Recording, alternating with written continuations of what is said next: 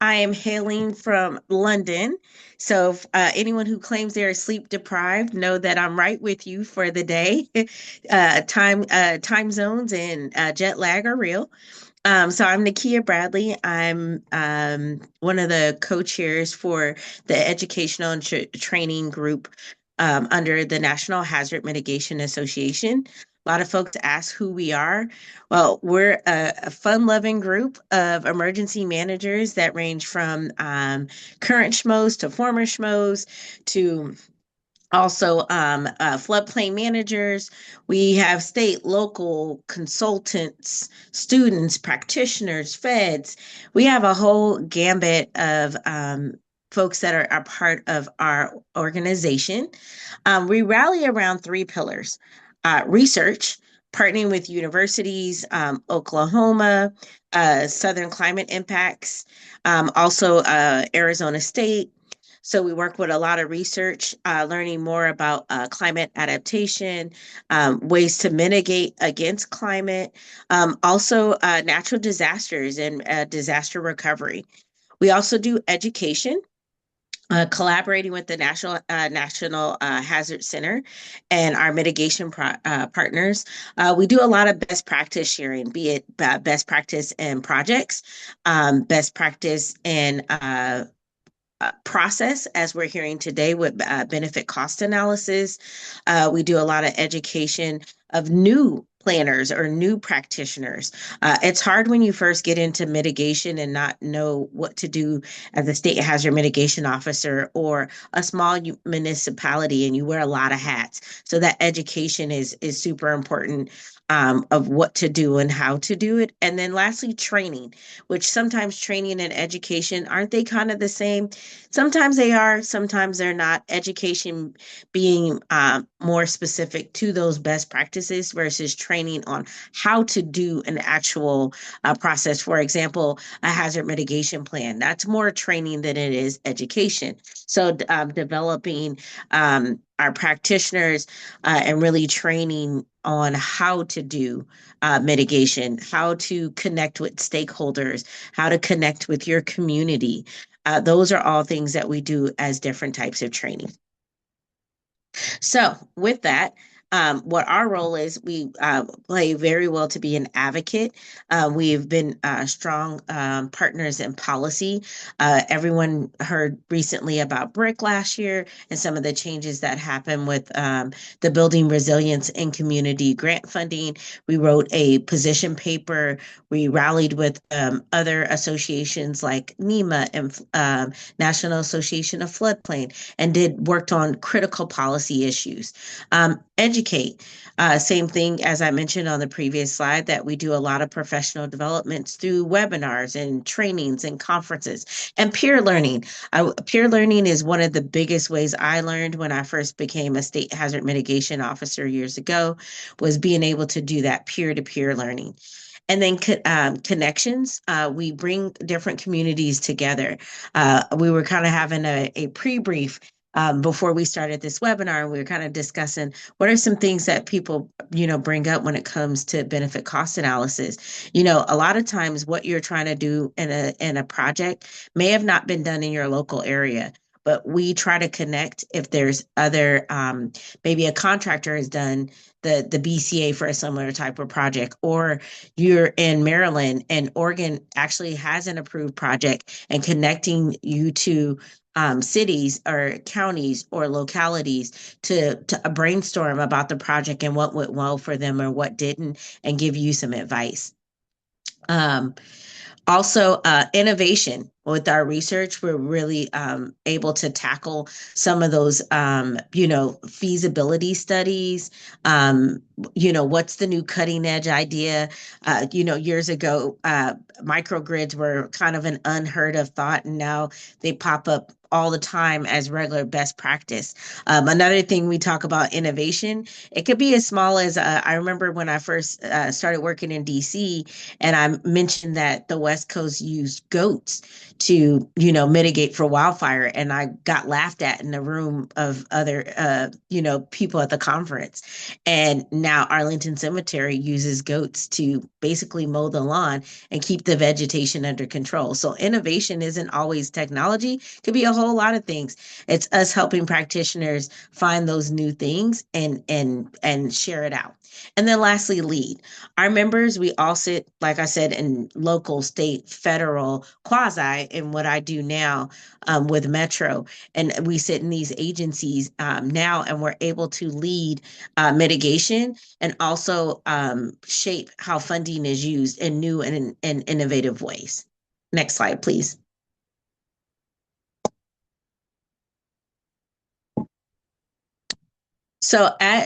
Hazard mitigation is kind of at a crossroads right now. Our landscape has changed a lot and very rapidly. I just mentioned brick a few minutes ago. It was gone. Now it's kind of back.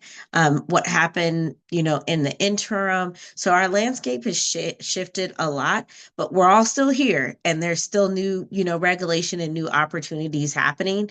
So as practitioners who realize the challenges that are out there, we want to know that we want you to know that we're here to support and offer, guidance and other ways to connect in this field. Like I said, when I first got into mitigation, wasn't really truly sure who to talk to. It's great to have this forum to be able to do that. Next slide, please. We also have a very developed disaster risk reduction curriculum. So if you're wondering, like, is it just kind of these ad hoc webinars or just one-off trainings? No, we actually have a disaster risk reduction curriculum. It engages in how disasters, can be reduced. Also, uh, local leaders and technical experts, and how you develop some of these solutions. How do I utilize my stakeholders? How do I use my community? How do I uniquely find funding? How do I maximize the funding I already have? I got down to the last, 30,000 of this grant, and, we came in under budget. Can I still use this money, and how? That curriculum helps refocus some of that. And then acquiring some, best available information like we're doing today, benefit cost analysis, I feel like is a very strong topic to understand, and disaster risk reduction curriculum covers that as well. Also, we always talk about, like, what is the target audience? Um, our stakeholder groups, practitioners, planners. Like I said, a lot of people who work in mitigation wear a lot of hats. I don't know that there's a cookie cutter name for all of us as mitigators, but anyone who's looking to enhance community resilience, that's that target audience. Our curriculum is designed to be multi-hazard approach to it. We also have a lot of discussion around legal and ethical, equitable basis. I know years ago I used to spend a lot of time talking about, like, climate gentrification, and what does that mean? When we talk about this curriculum, we bounce into some of those spaces depending on which topic we're talking about and what it means to talk to um, uh, communities and how they're affected by some of the mitigation strategies that are offered at times, and what they could do to maybe stay in their homes or adjust to living in the floodplain. Some of that information is part of our curriculum. So it's not that cookie cutter. We're teaching the same old gospel. We really have looked at a lot of legal, ethical, and equitable biases in the curriculum and how it's developed. Lastly, I want to say that it's customizable. Everything doesn't work for everybody. If I'm in a coastal community, my curriculum needs to be designed a bit differently, because how we talk about the water we live with is very different from, let's say, Houston, Texas, where you have, bayou water and hurricanes, and or other places where you have groundwater as that's part of your flooding profile. So those our curriculum can be tailored. We have a lot of experts, a lot of associates in our group that can help tailor our curriculum as needed. But we also have very high level and general curriculum that is helpful as well. Next slide, please. Okay, there we go. Lastly, if you're interested in joining, we have a QR code here. We'll also have this up at the end of this webinar to also, again, share back with you. Just know your benefits are, there's a lot of great benefits. This community, our forum, how we connect, how we talk with each other has been limitless in what it offers, and being able to work on projects, find creative funding, or just have a sounding space when you're frustrated with something, and maybe it's NHMA can help with policy in that particular area.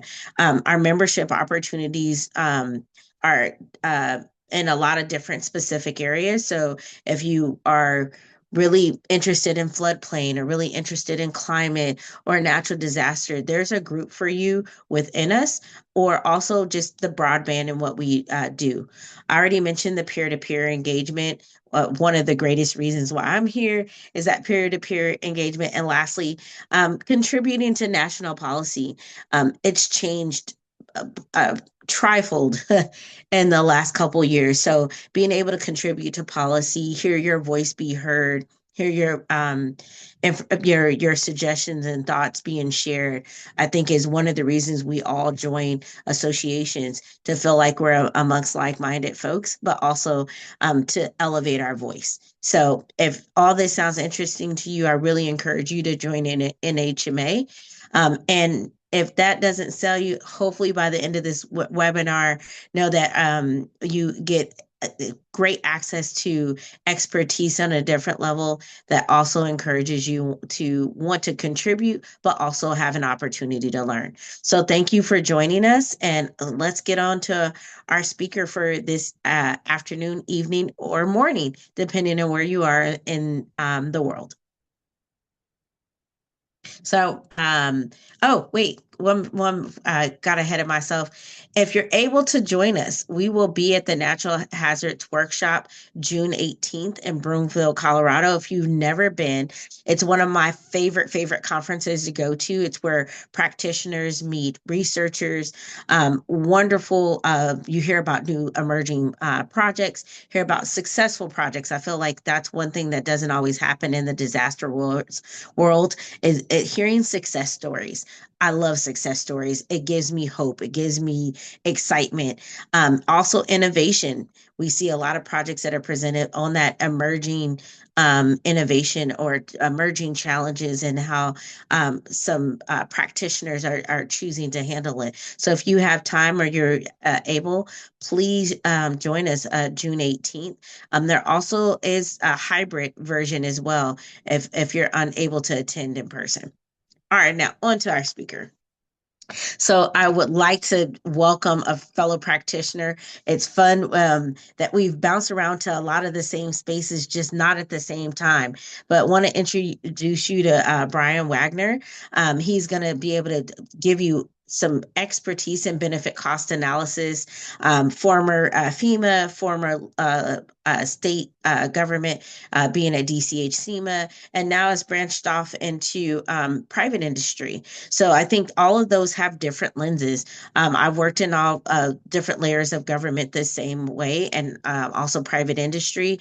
And I think that's what makes these kind of conversations great, when you have a well-rounded speaker like Brian that's going to be able to bring you some different lenses of, when I was federal, it kind of looked like this. As a local, it kind of looked like this. Now, as in a consulting capacity, looks a little different as well, and be able to give you some really true insight into the world of benefit cost analysis and how it applies to different projects you're interested in.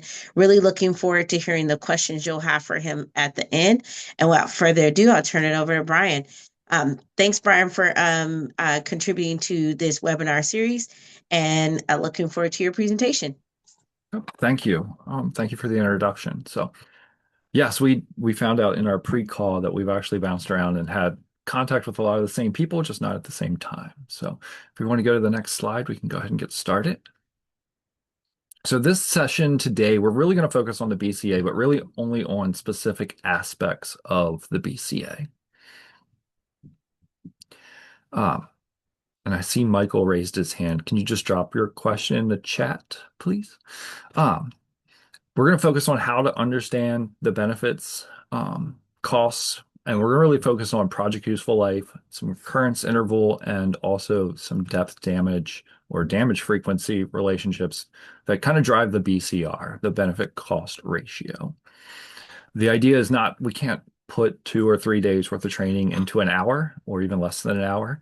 So we want to focus on some key aspects that have more impact in your BCA. We'll learn a little bit about some documenting some sources for some of this information and explore some strategies for how to refine these inputs and really make them defensible. I will caveat this. I will bring this perspective that I have through my experience of both reviewing BCAs and also producing them, both in the private sector and in government sectors. But ultimately, the decision comes down to the reviewer at FEMA to whether or not they're going to accept it. My goal is always to don't give them a reason to say no. Give them a reason that they can only say yes. So producing that documentation, supporting that BCA, and giving them basically no outs is the best way to get your BCA approved, in my opinion. So we'll go through a little bit of refresher. I would be curious either in the chat or if you just want to give me a thumbs up or a thumbs down, how many people with the release of the NOFO for BRIC have opened up a BCA that you may have did a year ago, 2 years ago, even 3 years ago from a previous um, application, and the BCR has dropped drastically and it's no longer passing. There's at least one yes, several. Um, and that's because the BCA toolkit, or not the toolkit, but the content of it, especially around social benefits, has changed. And leveraging this tool in order to make your product or your project and your application cost effective is maybe a little bit more difficult because we can't leverage as much as we did in the past with social benefits under the current administration and the current interpretation and all of the information that goes into the toolkit. Uh, but then we'll take a little deeper dive into the benefits, the costs, and then we'll really focus on project useful life, damage frequency relationships, and recurrence intervals. So we can go ahead and get started on the next slide. And we'll go back to getting a refresher. The benefit cost ratio is a formula. It's a mathematical equation. You can jump to the next slide too. It's total benefits divided by total costs. So at the fundamental basic of what a benefit cost, well, a BCA is a simple math equation at the end of the day. It's all of your future damages that are calculated, and then we consider them benefits, obviously. And then what is the cost of the project? That includes maybe design, construction, permitting, and then the operations and maintenance of that. In order to be a passing BCA, you have to have a BCR of greater than 1.0.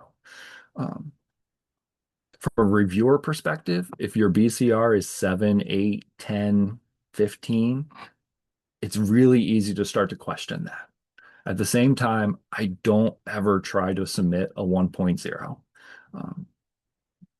I always try to shoot for like a 1.2, 1.3, maybe a 1.8 or a 2.0, because if some of those inputs are not defensible or they just want to throw them out and say, I don't completely agree with you, you can still stay above a 1.0.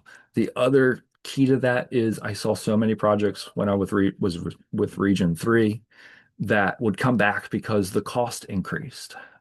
When I worked for FEMA, it was post-COVID. So a lot of the construction costs went up a lot through supply chain issues and materials cost.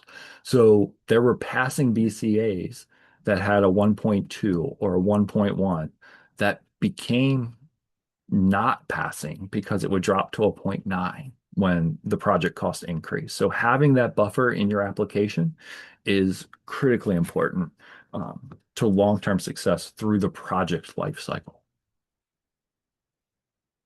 And we can go to the next slide.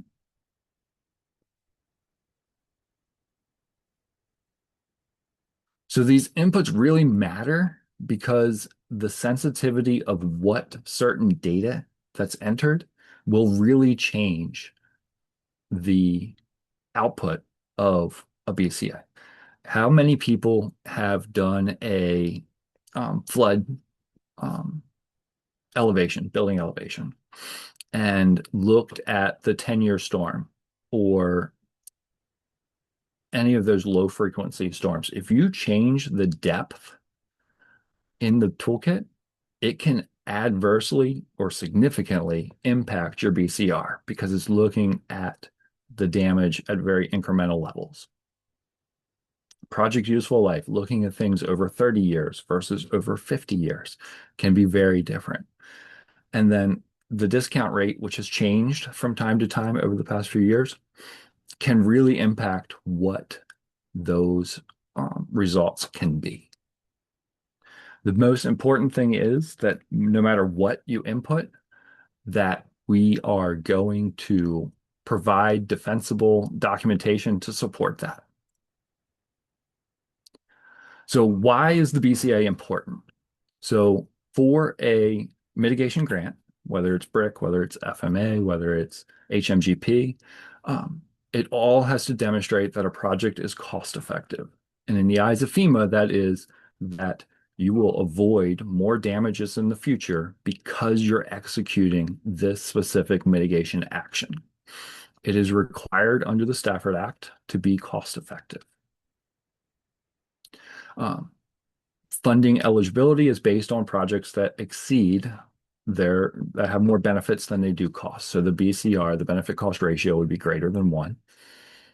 And the BCA really can function as a tool, both internally and in the application process, both at the state level and then in what's advanced to FEMA for execution or acceptance, I should say.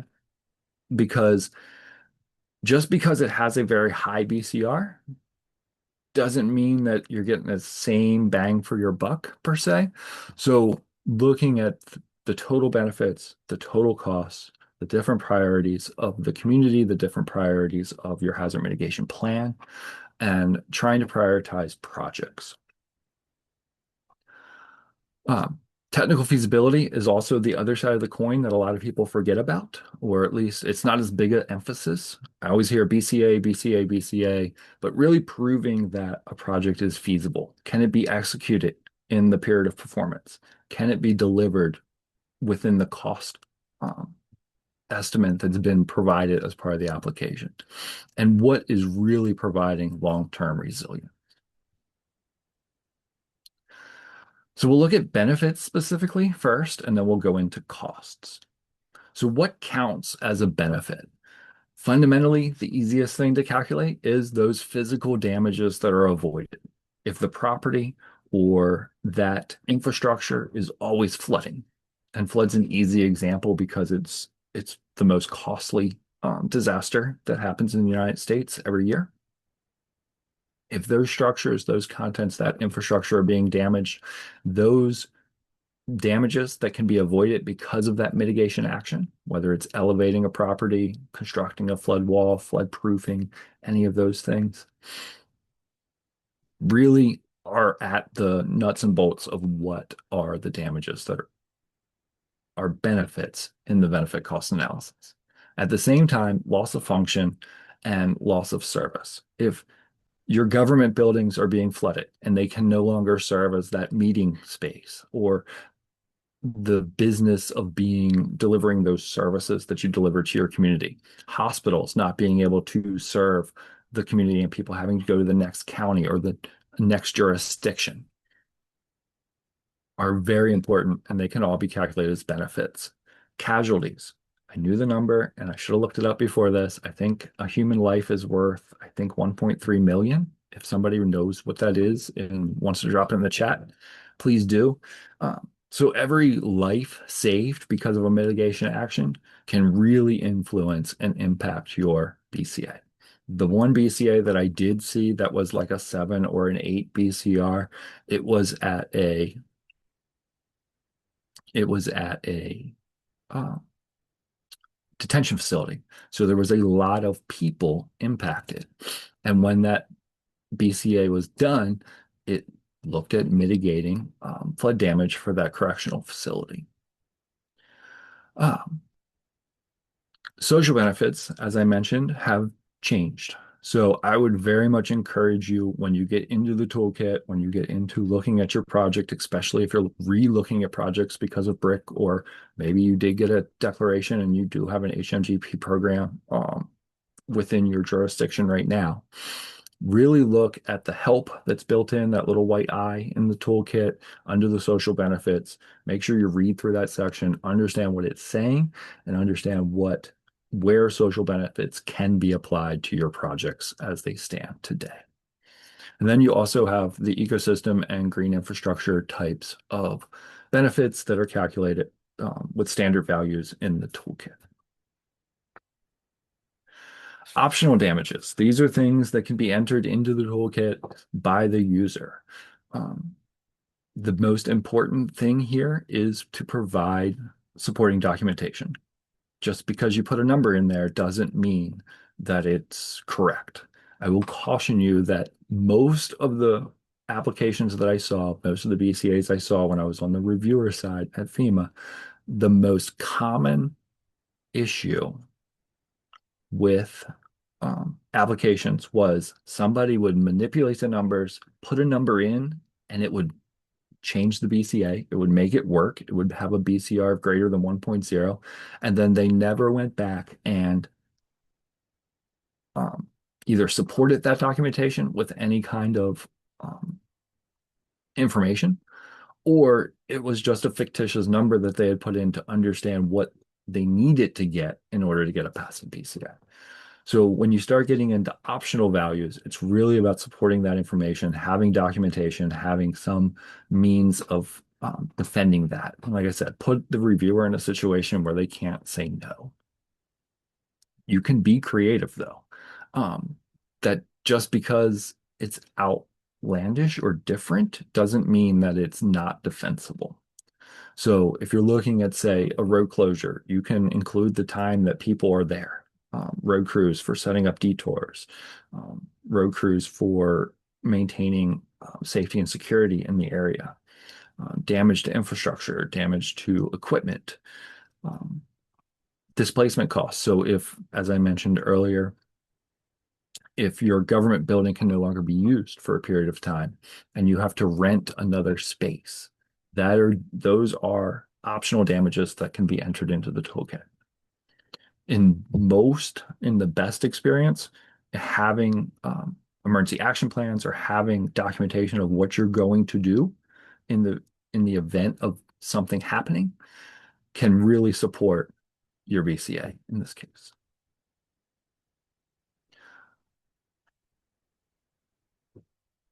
There's a variety of data sources. I've done presentations where I give a lot of links to different resources. The flood insurance studies, the FEMA website for their hydraulic and studies of floodplains is a great resource. It's used directly into the toolkit, especially for a lot of the model damages approaches for flood mitigation. There are You can use your damage assessments, you can use past insurance claims, you can use other records. I'll give you an example of a project that we were looking at. It was an HMGP project. I remember it because it sticks out in my mind because they wanted to replace a lot of storm drain infrastructure, but nobody could produce any kind of documentation to prove that it actually ever flooded. So the project, while it was an excellent project that would mitigate future damages, they didn't actually need it there, and they really should have looked at some other areas in their community to serve that money maybe better. On the other side of the coin, I've looked at projects that they didn't even use half of the damages in order to quantify enough benefits to offset the project cost for other flood mitigation actions. Standard values are the way to go if you can use them because there is no supporting documentation required. If you deviate from the standard version or the standard values, you do have to provide documentation. Hey Brian, we have a Yep. question. If you could elaborate on your comment about having an emergency action plan or documentation of what you're going to do, can support the BCA. Would this be helpful to justify, let's say, renting a space if the government building was not able to be used? Correct. That's where I was going with it, was that if the space could not be used and you knew that you had contracts or you had accessibility to other office space, but there's a cost to that, including that as optional damages, because if you perform the mitigation, you would then be able to update your action plan to not need that anymore in the future. Hopefully that makes sense. And we can go to the next slide. And the standard values, they're always going to be in the toolkit. Jennifer, I saw that your comment just pop up there. Standard values are in the toolkit. In some cases, they're gray, where there's a little toggle next to the entry. If you want to change it, you have to toggle it. Otherwise, it'll stay the standard value. And a little bit later, when we talk about project useful life, I'll show you the insight of the little white eye in the corner of any of the blue bars in the toolkit is your go-to resource. That is the internal help that's built into this version 6 of the toolkit. Um, each little white eye is different depending on what card each of the blocks, the blue blocks with the blue stripe, are called cards. Um, each of those will hot link you to a different help section. So that is when you have questions, if you're not sure, that is the first place to go. And because it's cloud-based, FEMA can continue to update that and change that depending on questions. There's also the FEMA BCA helpline uh, that only is email now. You can no longer call the helpline, but that is another resource to ensure that you have the standard values, or if you want to look at your approach and ask a question about what you're doing if you feel like it's really atypical. Um, Adjustments that can strengthen your benefits is making sure that you include all of the protected structures, not maybe just not the primary one. This is also good when you start aggregating benefits and pulling multiple projects maybe into the same BCA and the same project. When you start looking at multiple hazards, just because you're doing a hurricane or a building elevation doesn't mean you can't also do a hurricane wind retrofit at the same time. Um, I've seen pictures, you may have seen pictures before, where there is a house on the Gulf Coast that is um, elevated above the floodplain, but it doesn't have a roof anymore because a hurricane went through. So consider adding multiple hazards if the property and the site can support that. Local data, local history, weather data, things that you have uh, can be very helpful. And building replacement value is one of those areas, and we're going to talk a little bit more about it as we go through this presentation, to really bolster your benefits. And we'll start with building replacement value as one option. The standard default value is $100 per square foot. That is often very low. So looking at other sources like RS Means, Marshall and Swift cost guides, getting a contractor cost estimate, getting an engineer's cost estimate. Most often those are generated based on materials prices and labor costs in the real world, not just a default $100 per square foot. Insurance appraisals can work, local assessors, building inspector data, past construction. So construction of if you did 10 other elevations in your neighborhood or in the community, having that documentation and having proof that it's more than $100 per square foot is a great way to elevate your BCR. The next slide. Service population. How many people are being impacted? I'll tell you that the BCA leans heavily on property and people impacts. Just because you're improving the road doesn't necessarily generate a lot of benefits. If you're impacting people that could die or um, costly damage to different properties, that's where the BCA really helps. So the number of patients, say at a hospital, how many utility users. So if you're flood proofing or doing something at a electrical substation, or that you're doing something at a wastewater pump treatment plant or a pump station, all of those things, depending on how many customers are served, can really influence those data. You can use the census data. If you have more refined or specific data, you can always provide that. You can also look at your transportation and your planning studies. And ultimately, if you want to use professional expected damages as a path, having those professional estimates from operators and engineers are great resources. Now let's talk about the cost. So the direct cost of a project in the BCA, and you can jump 2 slides, um, the cost has to be directly connected to a project, just like the benefits have to be directly connected to a project. But we're looking at the total cost of what it takes to implement that project, which includes design and engineering, permitting, compliance. It can include demolition and construction, but it also includes operations and maintenance. This comes up a lot when it comes to generators, and I like to use generators as a good example. If you're putting a generator on a property that's never had a generator before, there's a cost to owning a generator. It has to be maintained, it has to have fuel added. There's a cost to having a generator. So when the BCA is looking at total cost of a project, it's also considering what that operation and maintenance is throughout the project useful life, or how long that project is expected to be in a position that can mitigate those hazards. What cannot be included in a BCA are management costs.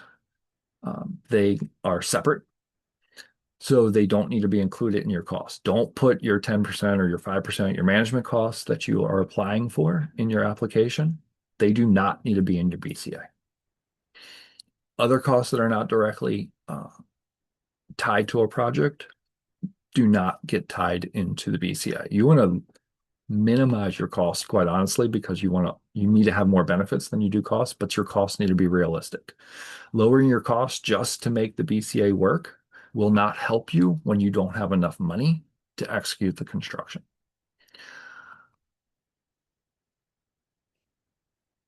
And then the next thing we want to talk about is that life cycle consideration and how the discount rate impacts the results of the BCA. So, as I mentioned, operation and maintenance is looked at through the project useful life. Discount rate is applied to that. So it's looking at the toolkit is essentially a big calculator that is providing everything in today's dollars. So you're looking at historic information in today's dollars. You're looking at future expenses in today's dollars. The idea of the BCA is that you're comparing apples to apples, benefits versus costs in today's dollars. There's a lot of economics that go into that. You don't need to understand that in order to do the toolkit, but I would encourage you to just know that as the discount rate has changed, the higher discount rate does lower present values of the benefits, but it increases your cost a little bit. All right. And so these best practices that we recommend are making sure that your scope is correct, but not exaggerated or inflated. Be sure that your operations and maintenance are realistic, but not overstated. Um, we don't, FEMA does not fund operation and maintenance, but they do consider the cost because they don't want to approve a project that ultimately cannot be maintained, fails, and then the mitigation action is then not beneficial to the community. Pre-calculated benefits is still a great resource that can help you avoid a BCA in general. keeping your costs under what those pre-calculated benefits are is a great way to promote a lot of mitigation in your community. Damage and frequency relationships define how a hazard, recurrence, and damages are estimated in the toolkit. So we have three methodologies that are built into the toolkit: historic damages and professional expected damages. And then with version 6, model damages were added. Each of these methodologies do influence and impact the results of a BCA. And in some of the trainings I've hosted before, I will actually create scenarios that use all three or at least two of the three different methodologies. So just because it doesn't work with a first approach in one methodology doesn't mean it will not work with a different methodology. So if you're struggling to get something that passes with historic damages, consider using model damages, see what it produces. Maybe use professional expected damages if you can have an engineer or somebody that's qualified really look into it and provide their estimate and their knowledge. But let's specifically talk about historic damages. So this is based on things that have happened in the past. The idea that things have happened in the past, they will happen again in the future. These are real. Can be documented events that have happened. These are real damages that have occurred, and it's easy to explain that this is what happened in 2018, 2015, and we don't want it to happen again. If you want to use and leverage the toolkit where you don't have to calculate a recurrence interval for your disasters or your historic disasters, is to have at least 3 events. If you don't have 3 events, then you will have to manually input the recurrence interval in so that the toolkit can calculate how frequently that disaster could again happen in the future. In my experience, like I said, I've done model damages that will produce a higher BCR than historic damages, even if the same information is entered. So considering your historic damages is a great option, but like I said, don't limit yourself to that. Professional expected damages are that catch-all. They're a great way, if you know that you have damage, you can look at what you anticipate is happening in the future. You may not have enough historic information to use historic damages, but looking at localized information, site-specific knowledge, using an engineer or a qualified professional's experience, whether it's your operators, your wastewater treatment plant, your water operators, your road and highway workers in your community, they can all provide a lot of insight into what's happening in the field when something is occurring in your community. The con is this is the biggest challenge to defend. It becomes very subjective. So it has to be defensible. Just because I said so isn't defensible. You need to be able to document it and support it with information that essentially paints that picture and provides the answers to the questions that can be, yeah, I agree with that. It will flood and there would be this much damage. There could be that storm event or that situation is realistic and that the damages are realistic. If you see a study that says, oh, they'll get a foot of water in that location, and there's $3 million in damage. And if you get 15 inches of water, 3 inches more, but now there's $60 million in damage, is that really realistic? Carlos, you mentioned, what if it's a first-time event and you're trying to mitigate something that maybe you just experienced? This is where professional expected damages can come in, looking at recurrence intervals, looking at what has happened locally, maybe not in that specific location, but it can use experience from your surrounding areas to develop a forecast for the future. And Hey, I would Brian, ask you to consider professional expected damages in the future. this is your Yeah. 10 minutes. Sorry. Okay. Thanks.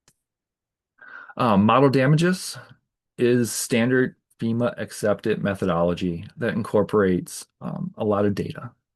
Um, where data is available, it's been built into the toolkit. So whether it's wind speed, whether it's flood damage, um, a lot of the inputs are very much going to ask you for information, whether it's from a flood insurance study or from what is the wind speed supposed to be in that location. When there's data available, it's been built into the model damages for specific hazards. Um, Cons are that it can be very sensitive. Lowest floor elevation for a building replacement or a building elevation will significantly impact your results. Um, we'll jump 2 more slides ahead to the project useful life. So this is what FEMA is looking at as how long will a project sustain itself? I like to use the example of a car. How many people have a car that is reliable that is 20 years old? If you just want to throw me a thumbs up or a thumbs down, do you think your car is reliable after 20 years? Assuming that you maintain it well, it may be. But if you haven't really maintained it well, maybe you skip some oil changes over the years, maybe it's not going to be as good. Um, the generator's standard project useful life is 19 years. After 19 years, is the generator going to start every single time the power goes out? Probably, but not necessarily. So the project useful life, this screenshot on the next slide does talk of, has a table. If you hit the little white eye on the blue card in the toolkit, it brings up this table when you're looking at project useful life, and you can look at the range. The standard value is in that first column, but then there are acceptable ranges that FEMA can accept. And as we look at project useful life, we look at discount rate and how they can affect things. You can't exceed the maximum in the accepted limits, but you can justify deviating from the standard value. And I would suggest that you do that.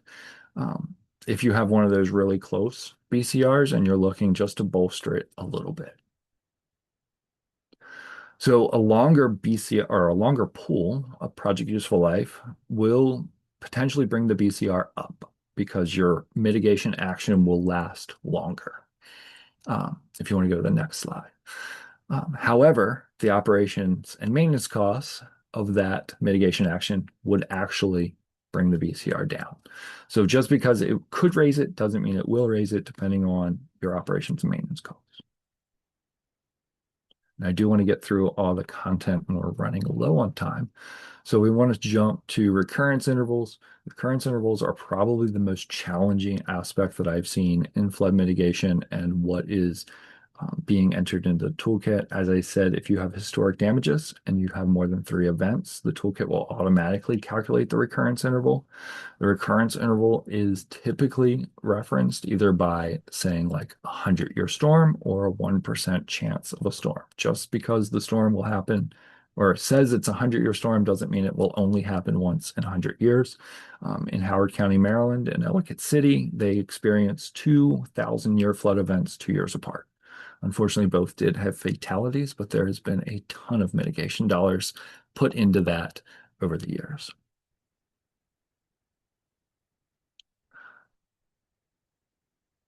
The recurrence interval really matters because it's looking at what historic or how often those damages can occur in the life of the mitigation action. So data sources for recurrence intervals can be the flood insurance study, can be H&H studies. Engineers work with recurrence intervals every day of their life, I feel like, in my life at least. ASCE has hazard data available. There's plenty of academic studies and other information out there that talks about recurrence interval, and they're great resources. Adjustments to consider with your recurrence interval is that localized data can influence those recurrence intervals and how frequently something floods. It can help you refine your inputs and create better BCRs. So let's put it all together and show how inputs drive the BCR. So you have benefits, which are your avoided losses. Your direct project cost, your project useful life, your occurrence intervals, and your damage frequency relationship. So in this first study, or this first example, we'll look at a 50,000 square foot medical office. They want to install hurricane-rated shutters. The cost is $1 million with annual maintenance of $5,000, and they're going to use modeled damages as the approach. The default building replacement value is $100 per square foot. The BCR is resulting at a 0.89, so your benefits do not exceed your costs in this scenario. However, if you adjust the benefit call or the building replacement value to $250 a square foot based on RS means and a city specific or jurisdictionally specific value. That's the one thing about RS means. They do have locality factors included. So if you're in Philadelphia, it'll have one value. If you are in Nebraska, it'll give you a different value. If you're in California, it'll give you a different value. If you're in Florida, it'll give you a different value based on real contractor uses. RS means is highly used by contractors in the field. But escalating and elevating the building replacement value to $250 a square foot raises the BCR to 1.27 in this example. So all other things being exactly the same, changing your building replacement value does create a passing BCR. FEMA will accept this as a non-default value, but be prepared to print out that RS means or that cost guide or that other supporting documentation so that they can say, yes, you input the correct number into the correct field and you have the correct BCR. In this one, we will look at a firehouse and a generator for a $500,000 project cost, $2,500 for maintenance, and use professional expected damages as the method, the analysis type. In this example, the standard value of a generator is 19 years. The population being served by this firehouse is roughly 15,000 residents. However, it's producing a BCR of 0.83.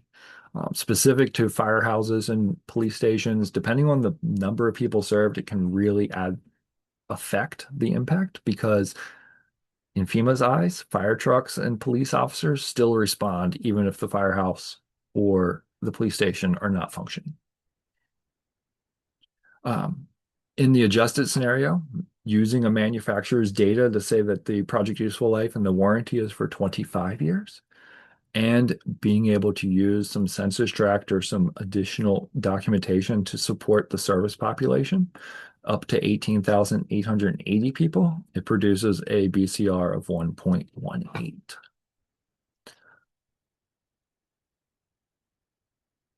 So the key thing here is making sure that you document those changes. So you're changing the project useful life, make sure you have that information from the manufacturer. Make sure you have the information on the population and how you deduced or how you came up with those numbers.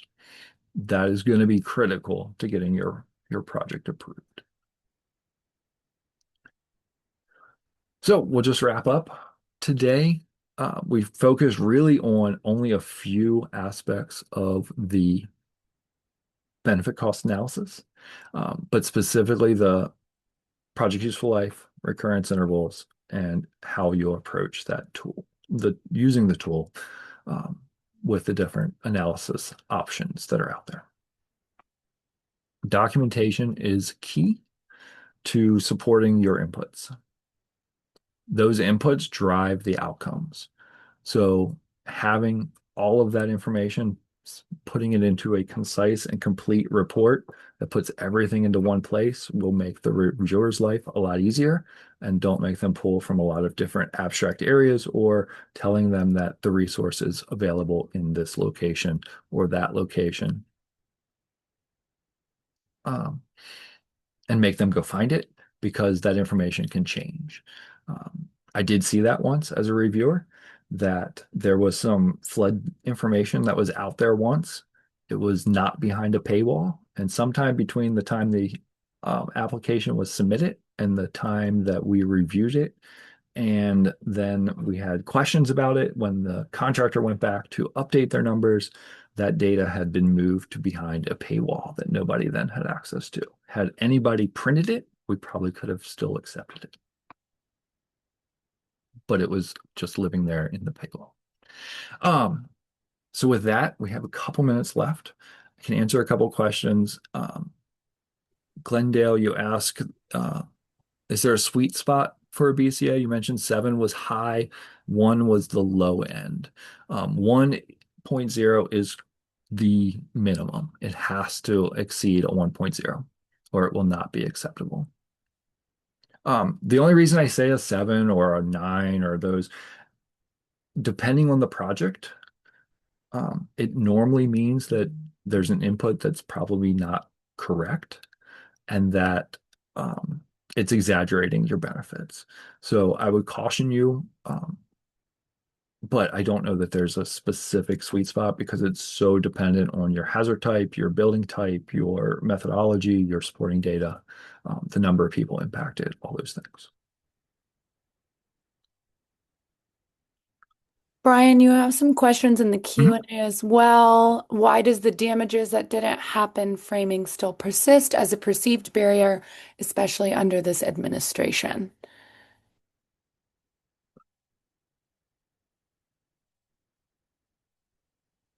I don't think I see that one. Can you repeat that one? Yes.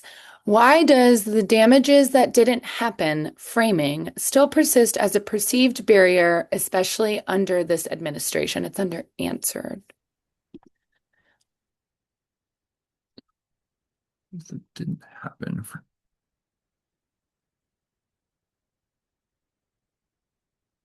I don't think I completely understand that question. We can try, we've got a couple others. What about life expectancy and depreciation and using future conditions? So the discount rate takes into account depreciation. Um, Life expectancy, as in the how long a mitigation action is viable, would be the project useful life. If you're talking life expectancy of the community, the toolkit does not include that. However, it could potentially be included in a professional expected damages report or study by a qualified professional. What about using future conditions? I don't completely understand that question, other than that the entire purpose of the benefit cost analysis is based around what the future condition of a mitigated situation or a mitigated action will produce in the future. So that's the whole basis of what the benefit cost analysis is trying to prove, is what the future conditions could be or will be once that mitigation action is executed. Awesome. We have for a shovel-ready project, is it necessary to include design and study costs such as H&H and geotechnical investigations if FEMA will not fund or reimburse those costs?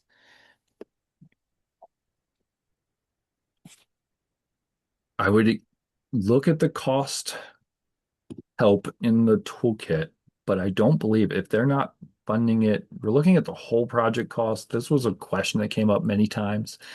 Um, if the community is going to do the work either way, it may not need to be included.